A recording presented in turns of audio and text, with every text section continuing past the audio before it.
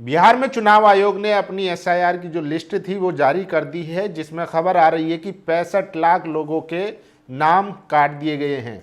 आप इस बात से अंदाजा लगा सकते हैं। और कल जिस तरीके से तेजस्वी यादव ने प्रेस कॉन्फ्रेंस करके आरोप लगाया कि उस सूची में उनका भी नाम काट दिया गया, जब सोशल मीडिया पर इसका विरोध हुआ, वायरल हुआ, लोग चर्चा करने लगे, तो चुनाव आयोग की तरफ से उसको अपडेट करके दूसरे एपिक नंबर के साथ उसको डाल दिया गया, जिसके बाद तेजस्वी यादव पर सवाल उठने लगे कि आपका वोटर लिस्ट में नाम है तो फिर आप झूठी अफवाह क्यों फैला रहे हैं, जबकि बात यह थी कि उनका एपिक नंबर चेंज हो चुका था।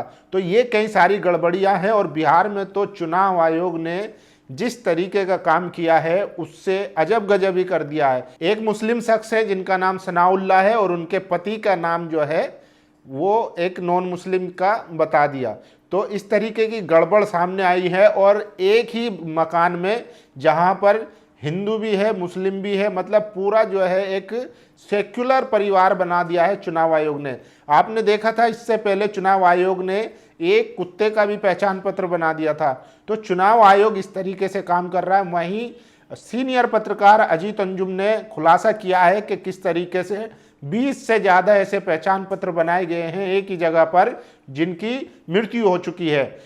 तो आप समझिए कि जो चुनाव आयोग काम कर रहा है वो किसके इशारे पर काम कर रहा है। वहीं दूसरी तरफ राहुल गांधी लगातार कहते आए हैं कि लोकसभा में लगातार कहते आए हैं कि जो चुनाव आयोग है वो वोटों की चोरी कर रहा है बीजेपी को जिताने के लिए। अब उन्होंने नया खुलासा किया है कि 2024 का लोकसभा चुनाव हुआ था, उस पर 15 से 20 सीटों पर गड़बड़ियां की गई हैं, जबकि उनका मानना है कि ये 70 से 80 सीटों पर हुई है। हालांकि अब देखना होगा कि राहुल गांधी इसके सबूत दे पाते हैं या नहीं, लेकिन जो वो दावा कर रहे हैं वो एक बड़ा मामला है, क्योंकि उनका कहना है कि अगर मोदी जी 15 से 20 सीट और हार जाते तो वो प्रधानमंत्री नहीं बन पाते। अब 4 तारीख को राहुल गांधी कर्नाटक में प्रेस कॉन्फ्रेंस करके इसका खुलासा करेंगे कि उनके हाथ क्या सबूत लगे हैं और किस आधार पर वो कह रहे हैं कि जो चुनाव आयोग है उसने वोट चोरी करके भाजपा को जिताने का काम किया है। इसी के साथ इसके अलावा जो है तेजस्वी यादव कह रहे हैं कि चुनाव आयोग जो है जिस तरीके से उसने गड़बड़ियां की हैं हम उनको छोड़ेंगे नहीं। कल तेजस्वी यादव चुनाव आयोग पर भड़के हुए नजर आए, जिस तरीके से उनका लिस्ट से नाम कटा हुआ मिला था। इसी को लेकर इसके साथ साथ बिहार में जो अजीबोगरीब मामला चुनाव आयोग ने कर दिया है वो आज आपको बताएंगे कि किस तरीके से चुनाव आयोग ने काम किया है और किन लोगों का वोट काटा है और किन लोगों का वोट रखा है। वो सबूतों के साथ जो है सोशल मीडिया पर वायरल हो रहे हैं और वो एक एक करके मैं आपको बता देता हूं किस तरीके से जो है चुनाव आयोग ने काम किया है। और चुनाव आयोग की जो मंशा है अब वो जग जाहिर होती हुई नजर आ रही है। देखिए, तेजस्वी यादव ने कहा जो लिस्ट मिली है उनमें बूथ का नंबर नहीं है और एपिक नंबर नहीं है, ताकि हम पता ना लगा सके कि किन लोगों का नाम मतदाता सूची से हटाया गया। तो आप बूथ नंबर ही नहीं दे रहे हैं और एपिक नंबर ही नहीं दे रहे हैं ताकि सामने वाला जांच ही ना कर पाए। बिहार में तेजस्वी यादव का नाम वोटर लिस्ट से कट गया है। इसकी जानकारी खुद तेजस्वी यादव ने प्रेस कॉन्फ्रेंस में दी। उन्होंने कहा बीएलओ आई थी, हमारा सत्यापन करके गई है, फिर भी मतदाता सूची में नाम नहीं है। तेजस्वी यादव ने अपना वोटर आईडी कार्ड जारी किया, वोटर लिस्ट में अपना नाम देखने के लिए एपिक नंबर डाला, जिसके रिजल्ट में लिखा गया नो रिकॉर्ड फाउंड। तेजस्वी ने ये पूरी प्रोसेस स्क्रीन पर दिखाई थी। तो तेजस्वी यादव ने, और ये देखिए चुनाव आयोग की नई मतदाता सूची के मुताबिक बिहार की दीघा विधानसभा में मकान नंबर 107 में तिवारी, सिन्हा, अंसारी, पासवान, मुस्तफ़ा, यादव सब एक साथ रह रहे हैं। यकीन मानिए इस सब के बाद भी चुनाव आयोग बिहार में निष्पक्ष चुनाव कराने का दावा कर रहा है। तो ये लिस्ट सबसे ज़्यादा वायरल हो रही है। मकान नंबर 107 में वहाँ पर पासवान भी है, मुस्तफ़ा भी है, यानी कि पूरा भाईचारा उसी मकान में बना दिया है चुनाव आयोग ने। और ये देखिए, इसके अलावा मुस्लिम मर्द का हिंदू पति, वार अंधा चुनाव आयोग। तो ये और देख लीजिए किस तरीके से मोहम्मद सनाउल्लाह, जिनके पति हैं अरविंद कुमार और उनकी उम्र 50, लिंग महिला। तो सनाउल्लाह को महिला बना दिया गया है और उनके पति जो है अरविंद कुमार हैं। तो ये हमारे देश का सबसे सोशल फैब्रिक और सेक्युलर जो है वोटर आईडी कार्ड होगा मेरे ख्याल से। और देखिए इस तरीके से। और तेजस्वी यादव का जो मामला हुआ था कि उनका वोट काट दिया गया था, तो उनके एपिक नंबर नए एपिक नंबर के साथ उनको दूसरा जो है उनका वोटर आईडी कार्ड जारी किया गया। इस पर भी सवाल उठ रहे हैं। और देखिए ईसीआई जो लगभग 8 करोड़ मतदाता को नाम चेक करने बोला है, उससे अच्छा 65 लाख का भी डेटा डाल देता, उसमें लोग देख लेते कि हमारा नाम है कि नहीं। ये डिलीट किया गया नाम को काहे छुपा रहा है। विपक्ष को सड़क पर उतरना होगा, सुप्रीम कोर्ट और इलेक्शन कमीशन को पत्र लिखने से कुछ नहीं होगा। तो चुनाव आयोग अपनी मनमर्जी कर रहा है। विपक्ष लगातार कहता आ रहा है कि हम जो ने अगर इस तरीके से चुनाव कराया जाता है तो हम इसका बहिष्कार करेंगे। आप सोचिए एक लोकतांत्रिक देश में जो विपक्ष है वो चुनाव का बहिष्कार की बात कर रहा है, लेकिन जो चुनाव आयोग है और चुनाव आयोग के आयुक्त हैं वो जो है इसको बिल्कुल भी सीरियस लेने को तैयार नहीं है। और तमाम नेता जो है कह रहे हैं कि चुनाव आयोग बीजेपी दफ्तर से चल रहा है।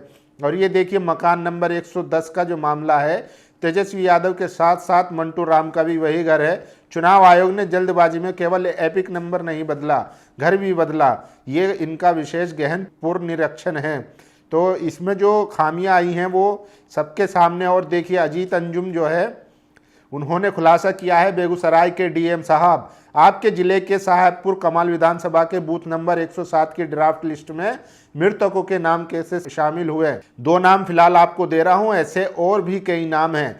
प्रेम कुमार का निधन 2024 जून में हो चुका है। ये केंद्रीय मंत्री गिरिराज सिंह के रिश्तेदार भी हैं। अभिनंदन कुमार का निधन 2023 में हो चुका है। इसी विधानसभा में बीएलओ की तरफ से अधूरे फॉर्म जमा किए जाने की रिपोर्टिंग की वजह से आपने मुझ पर एफआईआर कराई थी। तो देखिए ये डीएम साहब को इन्होंने लिखा है। और जो इनके इसमें से जो एक मृत व्यक्ति है प्रेम कुमार, उनके जो रिश्तेदार हैं वो गिरिराज सिंह हैं। आप सोचिए दिल्ली में भी वर्मा जी थे जो गाली देते हैं, उनके एड्रेस से भी 100 से ज़्यादा जो है वो वोटर लिस्ट बनाई गई थी। तो इस तरीके से। और देखिए आपके जिले में एक बूथ पर 20 से ज़्यादा मृतकों के नाम ड्राफ्ट लिस्ट में मौजूद है। 4 संभावित नाम के स्क्रीनशॉट डाल रहा हूं, आप कृपया चेक करके बताएं कि क्या ये मृतक नहीं है। ये साहेबपुर कमाल विधानसभा के सदानंदपुर का बूथ है। एक बूथ का ये हाल है तो बाकी बूथों का क्या हाल होगा। ये देखिए जे राम सिंह इनकी, और ये देखिए रामाश्री सिंह और विमला देवी और रामचंद्र तांती। तो ये जो है लोगों के साथ मतलब सबूत के साथ अजीत अंजुम ने पोस्ट डाली है किस तरीके से मृत लोगों के भी वोट बनाए जा रहे हैं। तो एक बात समझिए कि चुनाव आयोग का जो मकसद है, जैसा जो विपक्ष आरोप लगा रहा है कि पहले क्या होता था कि वोटर सरकार चुनता था, लेकिन अब इस प्रक्रिया के जरिए, इस एक्सरसाइज के जरिए सरकार ये तय कर रही है कि वो अपने मनपसंद जो है वोटर उनको चुने। यानी कि जो उनको वोट नहीं देते उनका नाम काट दो, और जो उनको वोट देते हैं, जो उनकी जाति के हैं, जो उनके पसंदीदा वोटर हैं, उनको रखो। तो मामला उल्टा हो चुका है। ये नया लोकतंत्र है, नया भारत है, जहां पहले वोटर सरकार चुनते थे, अब सरकार वोटर चुन रही है ताकि वो वोटर उनको चुन सके और उनके हार की संभावनाएं खत्म हो जाए। बाकी आप लोगों को क्या लगता है, जिस तरीके से बिहार में एसआईआर की जो एक्सरसाइज कराई गई है, जिसमें 65 लाख लोगों के नाम काट दिए गए हैं, और ऐसे तमाम लोग हैं जो कह रहे हैं कि हमारे घर पे तो बीएलओ आए तक नहीं है। तो आप समझिए बीएलओ ने खुद ही घर बैठ के खुद ही फॉर्म भर दिया और सबमिट कर दिया अपने मनपसंद वोटरों का।